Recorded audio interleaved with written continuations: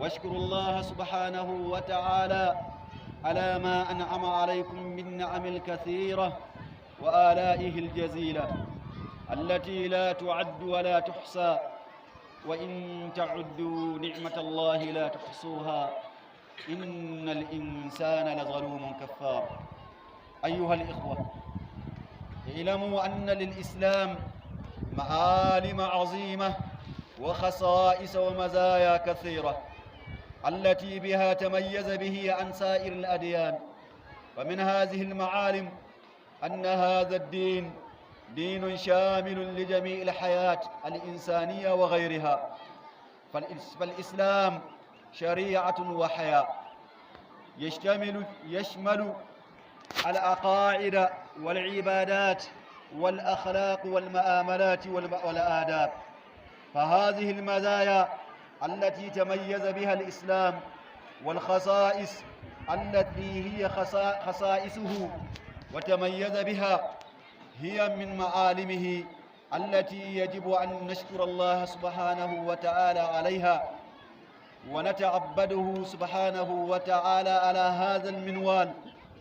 أيها الإخوة، إن هذا اليوم يوم عيد، يوم سرور وفرح، يوم أكل وشرب، يوم للهدايا والضحايا.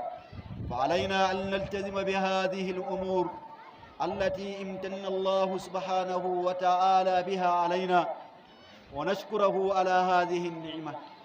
فالنعمة أمر عظيم، إذا شكرتم الله سبحانه وتعالى على هذه النعمة فسيديمها ويكسرها عليكم. ولكن إن كفرتم عن هذه النعمة ولم تعتبروا بها ولم تلتزموا بها فسيحولها الله بها نقمة. الله أكبر، الله أكبر، الله أكبر كبيرا، والحمد لله كثيرا، وسبحان الله بكرة وأصيلا. أيها المسلمون، اعبدوا الله سبحانه وتعالى عبادة على منهج الكتاب والسنة، والتزموا بسنة رسول الله صلى الله عليه وسلم، وافهموها فهما جميلا، فهما الذي يوافق فهم السلف الصالح، ولا تختلفوا السبل فتفرق بكم عن سبيله، ذلكم وصاكم به لعلكم تتقون. وكذلك التزموا ما التزم به الصحابة وسائر أئمة الإسلام ومن يشاقق الله والرسول ويتبع غير سبيل المؤمنين نوله ما تولى ونصله جهنم وساءت مصيرا. والتزموا بوصايا الله سبحانه وتعالى لكم أو عليكم وحقوقه التي ذكرها في القرآن، وما ذكر في آية البر من إيمان وصلة رحم ووصايا عظيمة التي اشتملت على هذه المعالم والخصائص والمزايا التي تميز بها الإسلام. فعلينا أن نعبد الله سبحانه وتعالى كما قال: واعبدوا الله ولا تشركوا به شيئا وبالوالدين إحسانا وبذي القربى واليتامى والمساكين والجار ذي القربى والجار الجنب والصاحب بالجنب وابن السبيل وما ملكت أيمانكم إن الله لا يحب من كان مختالا فخورا.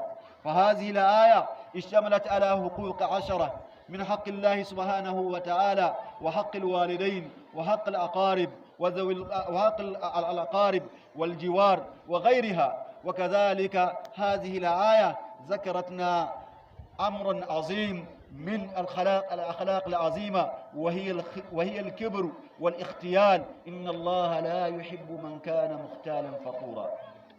وكذلك نلتزم وصاياه التي ذكرها في سورة الإسراء: وقضى ربك ألا تعبدوا إلا إياه وبالوالدين إحسانا إلى أواخر الآيات. وكذلك نلتزم بوصية الكبرى التي ذكرها في أواخر سورة الأنعام: قل تعالوا أتل ما حرم ربكم عليكم ألا تشركوا به شيئا وبالوالدين إحسانا إلى آخر الآيات.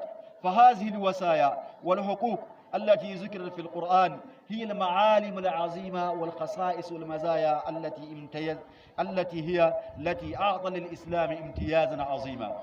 إذا تحققنا هذه الحقوق وهذه الوصايا فسنكون مسلمون حقا، وسنلقى الله سبحانه وتعالى على هيئة عظيمة التي بها يريد منا أن نلقى بها. فنسأل الله سبحانه وتعالى أن يبارك لنا وأن يرزقنا الاتباع لهذه الوصايا والحقوق.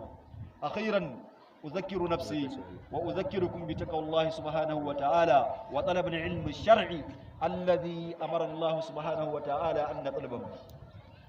فالأمة لا تكون أمة حتى تكون عالمة. فأمة الإسلام أمة اقرأ. أول ما بدأ في الإسلام وأنزل في القرآن هي اقرأ باسم ربك الذي خلق الإنسان من علق، اقرأ وربك الأكرم. والأمة لا تكون أمة رافعة عندها درجة حتى تكون متعلمة. يقول الله سبحانه وتعالى: يرفع الله الذين آمنوا منكم والذين أوتوا العلم درجات.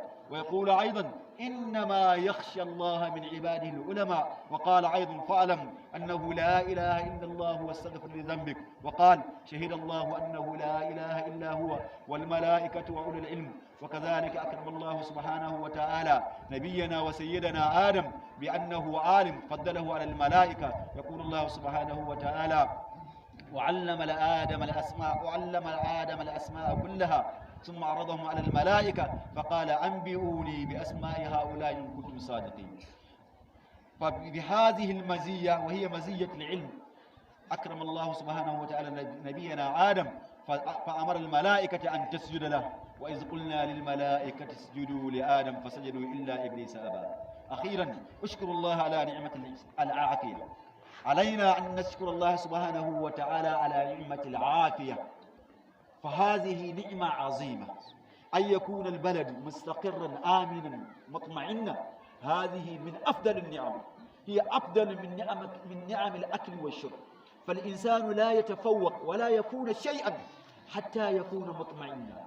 فإذا فقد الاطمئنان وفقد الصحة أو العافية فقد فقد كل شيء، ولا يستقر ولا تقر أعينه ولا تستقر قلبه حتى يكون مطمئنا.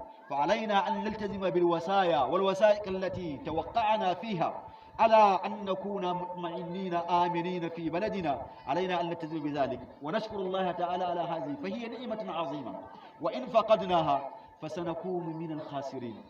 نسأل الله سبحانه وتعالى أن يبارك لنا في أمورنا ويبارك لنا في بلدنا ويبارك لنا في تجارة وصناعتنا. بارك الله لي ولكم في القرآن العظيم ونفعني بما فيه من الآيات والذكر الحكيم، إنه تعالى جواد كريم ملك بر رؤوف رحيم. أقول ما تسمعون وأستغفر الله العظيم الجليل لكم ولسائر المسلمين من كل ذنب وخطيئة فاستغفروه إنه هو الغفور الرحيم.